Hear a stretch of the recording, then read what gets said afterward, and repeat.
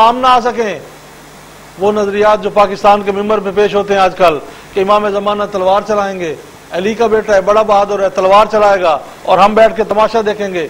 الیاذ باللہ، تلوار ہم چلائیں گے، حکم امام دیں گے. ہم امام کے ہر حکم پہ لبیک کہنے کے لیے اپنے آپ کو تیار کریں. ہم ایسے بن جائیں کہ امام کی محفل میں آنے والوں کے جوتے اٹھا سکیں. اس قابل اپنے آپ کو کریں. یہ نہ سمجھا کریں کہ امام غائب ہے اور ہم سے بے خبر ہے. نہیں ہے. غیبت کی دو قسمیں ہوتی ہیں، دو طرح کی غیبت ہوتی ہے. ایک ہوتا ہے شخص کا غائب ہونا، ایک ہوتا ہے شخصیت کا غائب ہونا. اگر شخص غائب ہو اور شخصیت موجود ہو اور وہ شخصیت کی طرف سے ہدایت ہو رہی ہو تو اسے غیبت نہیں کہتے، وہ غیبت نہیں ہے. اگر شخص موجود ہو اور شخصیت غائب ہو، غیبت وہ ہوتی ہے بظاہر موجود ہے مگر کسی کام نہیں آ رہا. مگر جہاں شخص غائب ہے اور شخصیت موجود ہے تو وہ ایسے ہے جیسے ہماری رہنمائی ظاہراً کر رہا ہے.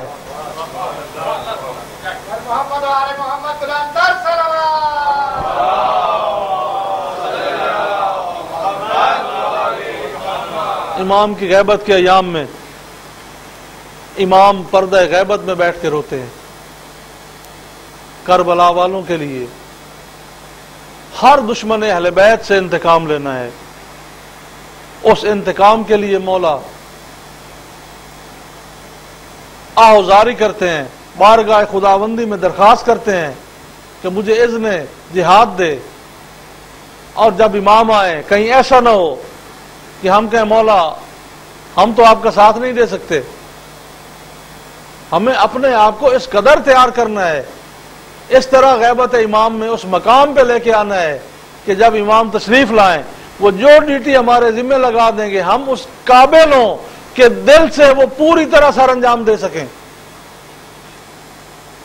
تو میں عرض کر رہا تھا امام کا غائب ہونا یعنی غیبت ایسی نہیں ہے، بلکہ غیبت کیسی ہے کہ ایسے ہے جیسے سورج بادلوں کی اوٹ میں زمانے کی رہنمائی کرتا ہے.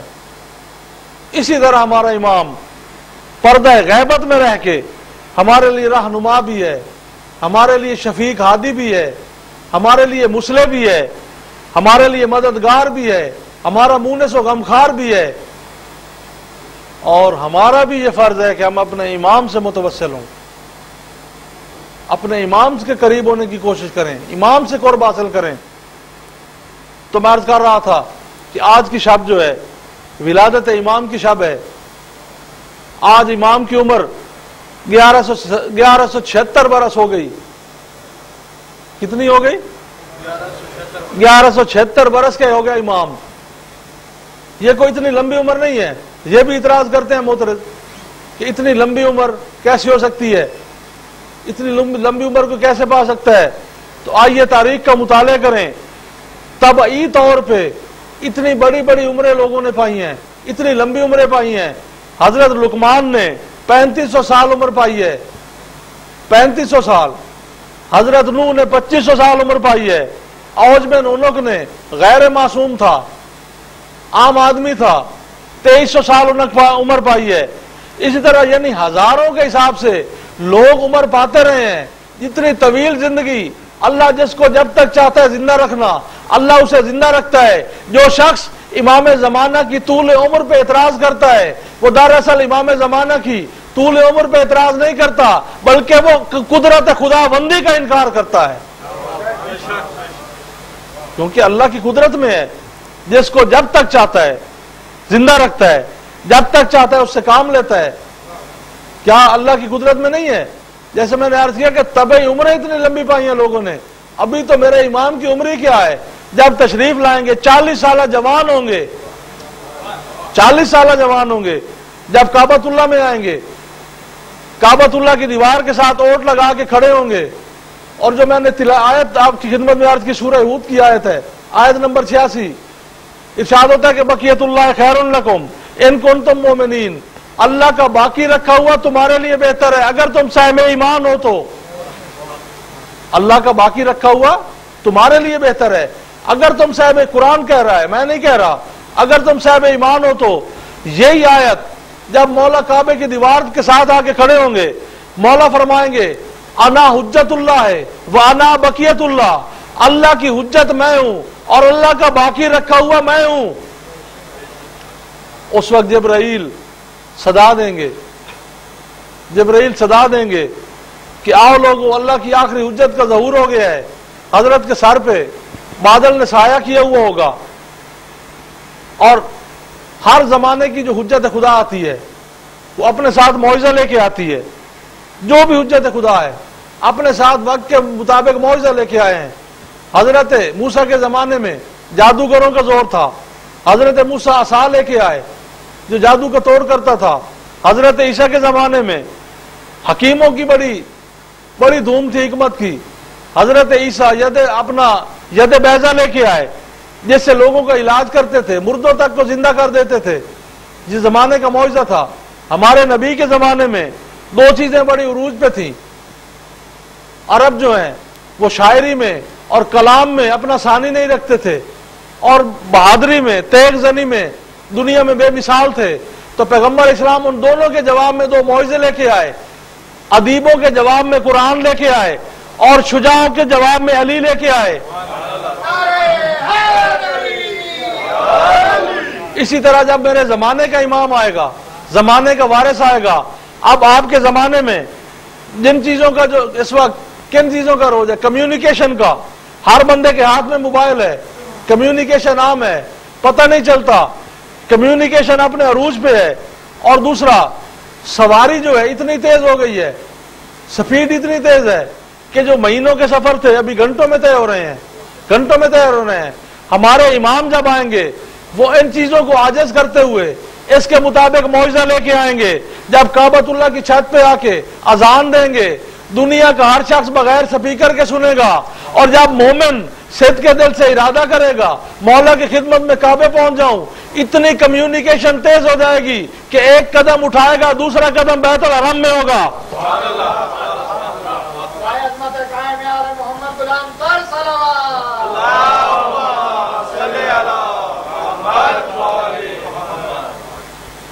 لوگ کہتے ہیں جی کہ مولا کی ولادت ہی نہیں ہوئی ابھی تو، یہ بھی مکتب فکر ہے بھائیوں کا، مانتے ہیں مادی ہے اور کہتے ہیں ولادت ہی نہیں ہوئی، ابھی تو ولادت ہونا باقی ہے۔ میرا امام وہ امام ہے، وہ خصوصیات ہیں جن کی ولادت انبیاء کی ولادت کی طرح چھپائی گئی۔ حضرت ابراہیم کی ولادت چھپائی گئی، معلوم ہے آپ کو، آپ ماشاءاللہ جانتے ہوں گے کہ نمرود کے زمانے میں جب نمرود کو بتایا گیا کہ ایک بچہ پیدا ہوگا جو تیری حکومت کو تہس نہس کر کے رکھ دے گا، نمرود نے مردوں کو عورتوں سے دور کر دیا، کوئی بچہ پیدا نہ ہو۔ جب حضرت ابراہیم کی ولادت ہوئی، ماں نے اٹھا کے جا کے ایک غار میں رکھ دیا۔ اب ماں جاتی چھپ چھپ کے بچے کو دیکھنے، بچے کے ہاتھ میں انگوٹھا ہوتا، اس انگوٹھے میں سے اللہ کے امر سے دودھ جاری ہوتا۔ حضرت ابراہیم کی جب پرورش ہو رہی ہے، غار میں ہے، منہ میں انگوٹھا ہے، انگوٹھے سے دودھ جاری ہے، اللہ کا نبی اس سے پل رہا ہے۔ اسی طرح حضرت موسیٰ کی جب ولادت ہوئی، حضرت موسیٰ کی ولادت بھی فرعون سے چھپائی گئی۔ 70,000 بچہ بنی اسرائیل کا فرعون نے قتل کروایا کہ کہیں وہ پیدا نہ ہو جائے جس نے میری حکومت کو تاس ناس کرنا ہے، جس نے میری حکومت کو غرق کرنا ہے۔ مگر اللہ نے جسے پیدا کرنا تھا اسے کیا، اور اس کی پرورش اسی فرعون کی گود میں کی۔ حضرت موسیٰ جب پیدا ہوئے، حضرت موسیٰ کی ماں نے حکومت والوں سے، دنیا والوں سے چھپانے کے لیے صندوق میں رکھا، صندوق میں رکھ کے دریائے نیل کی موجوں کے سپرد کر دیا۔ ماں کا بڑا حوصلہ ہے بچے کو دریا کی موجوں میں سپرد کر دینا، وہی یہ الہی سے کیا تھا۔ ثم اوحینا الی ام موسیٰ، پھر جب ہم نے موسیٰ کی ماں کی طرف وحی کی، موسیٰ کی ماں کو حکم الہی ہوا تھا کہ بچے کو صندوق میں رکھ کے، وہی صندوق ہے جسے تابوت سکینہ کہتے ہیں۔ تابوت سکینہ کی اپنی ایک پوری کہانی ہے، قرآن نے جسے تابوت سکینہ کہا ہے انبیاء کے تبرکات میں سے ہے، انبیاء کے تبرکات میں سے تابوت سکینہ، جس میں حضرت موسیٰ کو ماں نے رکھا تھا اور نیل کی موجوں کے سپرد کیا تھا، اب وہ چلتا چلتا فرعون کے محل میں آیا، فرعون کے محل میں آ کے ایک درخت سے اٹک گیا، درخت سے اٹکنا تھا کہ آسیہ زن فرعون نے اٹھایا، اٹھا کے لے آئی، کہا فرعون نیل میں ایک بچہ آیا ہے، یہ بچہ ہماری طرف آیا ہے، اب اس کا نام تجویز کریں۔ عربی میں منہ پانی کو کہتے ہیں، سا درخت کو کہتے ہیں۔ اس نے کہا منہ اور سا کو ملا کے اس کا نام موسیٰ رکھ دو۔ منہ پانی کو کہتے ہیں، سا لکڑی کو کہتے ہیں، عبرانی میں بھی عربی میں بھی۔ اس نے کہا منہ اور سا کو ملا کے نام موسیٰ رکھ دو۔ وہی موسیٰ جس کے خوف سے 70,000 بچے قتل ہوئے بنی اسرائیل کے۔ اب اللہ کی قدرت دیکھیے، اس علیم و خبیر رب نے اسی موسیٰ کی پرورش کی اسی فرعون کی گود میں۔ یعنی انبیاء کی ولادت جس طرح چھپائی گئی، اسی طرح میرے امام کی ولادت چھپائی گئی۔ ولادت چھپائی گئی، کیوں چھپائی گئی؟ اس کی وجہ بھی یہی تھی کہ دشمن کے خوف سے، دشمن سے چھپایا گیا، اپنوں کو بتایا گیا۔ حضرت ابراہیم کا بھی ایسے ہوا، حضرت موسیٰ کا بھی ایسے ہوا، محمد مہدی کا بھی ایسے ہوا، دشمن سے چھپایا گیا، اپنے کو بتایا گیا۔ ایک مرتبہ دو بندے، ایک مومن تھا، شیعہ تھا، ایک ہمارے دوسرے بھائیوں میں سے تھا، وہ اسی بات پہ جھگڑتے ہوئے ہمارے والد صاحب کی بلا کے پاس آئے۔ وہ کہتا ہے کہ حضرت امام مہدی کی ولادت ہوئی ہے، دوسرا کہتا تھا کہ نہیں ہوئی ہے۔ ابا جی نے کہا دونوں سچے ہو، والد صاحب مرحوم نے کہا دونوں سچے ہو۔ انہوں نے کہا یہ کیسے، دونوں کیسے سچے ہو سکتے ہیں؟ انہوں نے کہا ایسے کہ یہ جو کہہ رہا ہے ہوئی ہے، اس نے ان سے پوچھا ہے جن کے گھر میں بچہ پیدا ہوا، اور تم نے ان سے پوچھا ہے جن سے چھپایا گیا۔ اس کی معلومات کے مطابق ولادت ہونا درست ہے، تمہاری معلومات کے مطابق ولادت نہ ہونا درست ہے، کیونکہ ان سے چھپایا گیا۔ تو ایک جملہ ولادت کا عرض کرتا ہوں۔ بی بی حکیمہ خاتون امام حسن عسکری علیہ السلام کی پھوپھی ہیں، وہ روایت کرتی ہیں کہ میں حسن عسکری کے گھر آئی، میرے بھتیجے نے کہا کہ پھوپھی اماں آج میرے گھر میں آپ قیام فرمائیں، آج میرے گھر میں حجت خدا کا ظہور ہونے والا ہے۔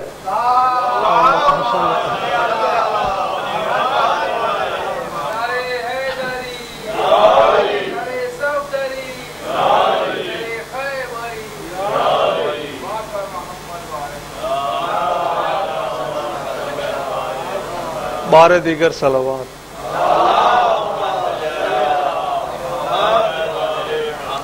جشن میں جو ہے نا چہرہ اپنا مسکرا کے رکھیں، کھل کے بیٹھیں، ہیں